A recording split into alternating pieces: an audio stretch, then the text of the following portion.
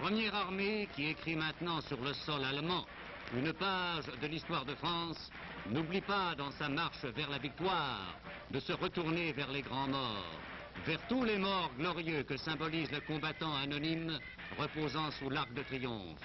Car à 30 ans de distance, c'est la même guerre qui se poursuit. Et les combattants de Bir Hakeim, de Rome, d'Alsace, bientôt de Stuttgart, ont au cœur la même foi que les hommes de Verdun.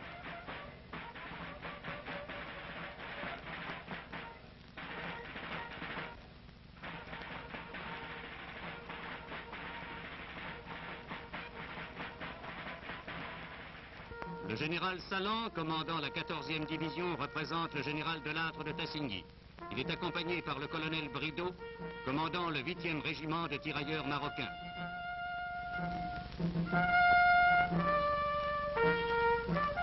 De même que l'avenue de la Grande Armée conduit à l'Arc de Triomphe, de même la longue et glorieuse route de la Première Armée aboutit à la victoire.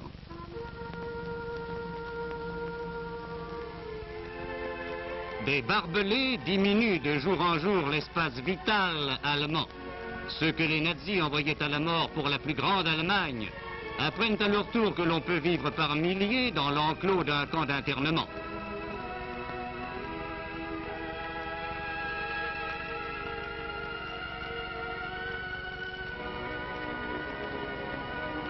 Ce camp situé près de Sarrebourg est un camp de transit. À l'état de ces hommes harassés, mangés par la vermine, on peut juger de l'ampleur de la catastrophe qui s'abat sur l'Allemagne. Les rescapés de la trop fameuse Wehrmacht attendent là leur évacuation vers l'arrière. Tous ont été capturés le jour même ou la veille. Ces hommes qui ont déposé les armes n'ont plus aujourd'hui qu'un droit, celui de vivre. Dans une Allemagne exsangue et affamée, on peut presque dire que ces milliers de captifs, nourris par leurs vainqueurs, ont eu 2 fois la vie sauve. Chaque jour, l'avance alliée libère des prisonniers français. Chaque jour, des prisonniers allemands affluent dans les camps d'internement. Chacun son tour.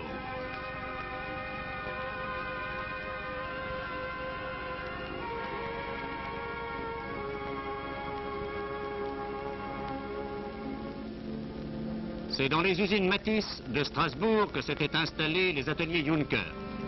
L'aviation alliée n'a pas permis que l'Allemand continue impunément son travail de guerre dans une usine française. Elle a cloué au sol des appareils mort-nés.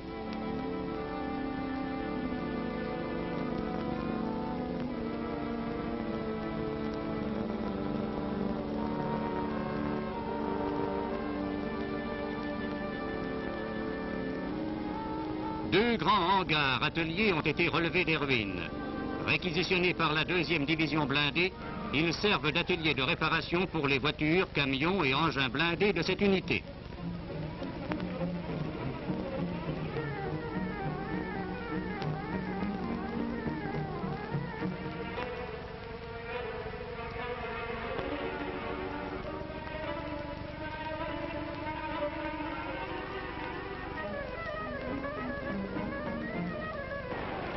Ramené directement des lignes, le véhicule détérioré placé à l'une des extrémités de la chaîne en ressort neuf à l'autre.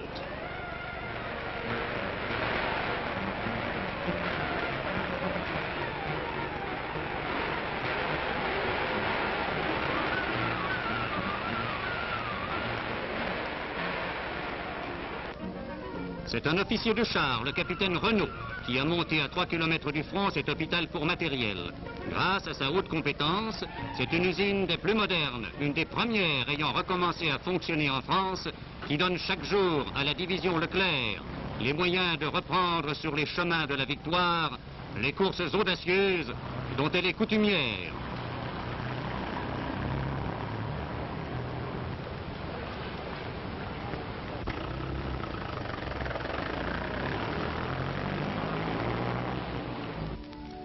La première division française libre tient le secteur montagneux des Alpes-Maritimes.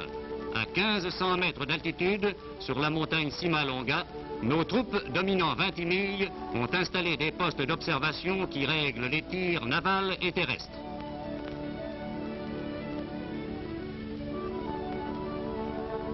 En jeep, à dos de mulet ou même à pied, l'armement et le ravitaillement sont amenés sur les positions.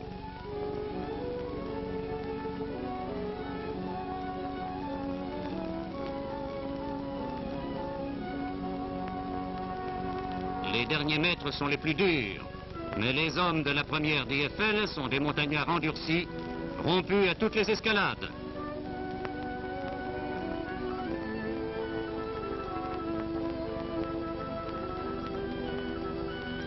Le tir va être déclenché sur les villages italiens situés au-delà de Menton.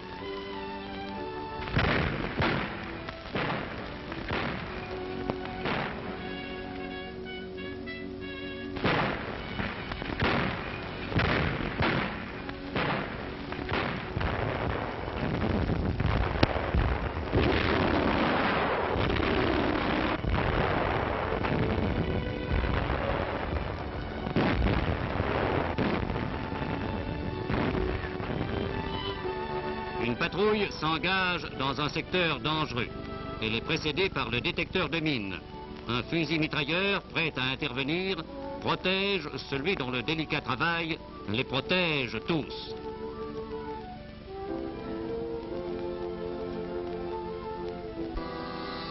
La messe de Pâques a lieu dans ce décor qui sied à sa solennité. Pendant quelques instants, ces combattants déposant leurs armes se groupent pour une cérémonie que la résurrection de la France rend plus symbolique encore.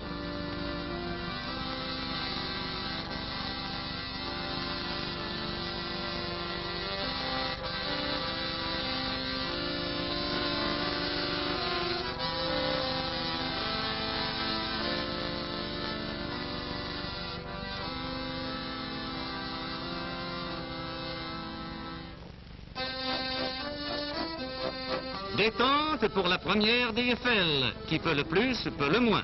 Les bouteilles ont été moins difficiles à transporter que les armes à cette hauteur. Et les réjouissances commencent.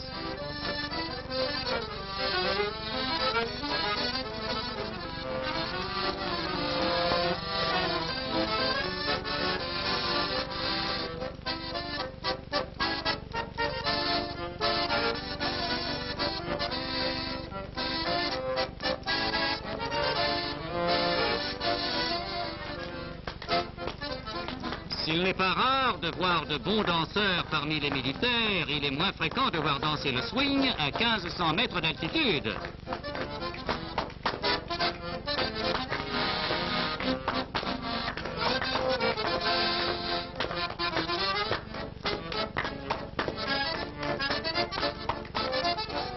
Un rival du grand dictateur, mais bientôt ce n'est pas en parodie que le sort du vrai sera réglé.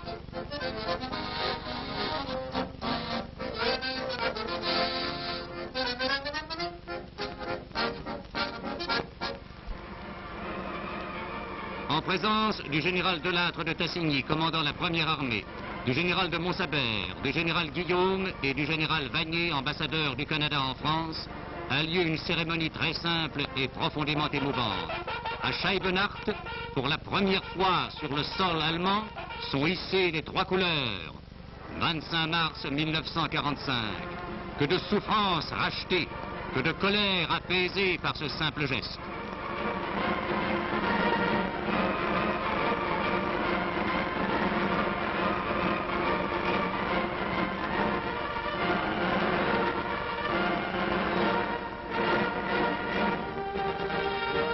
Combattons pour l'avenir de nos enfants, dit cette inscription. Il est mieux valu pour l'avenir des jeunes Allemands que leurs pères ne prissent jamais les armes. On éprouve quelque peine à déraciner Hitler, mais le temps est proche où cela ne sera plus un symbole.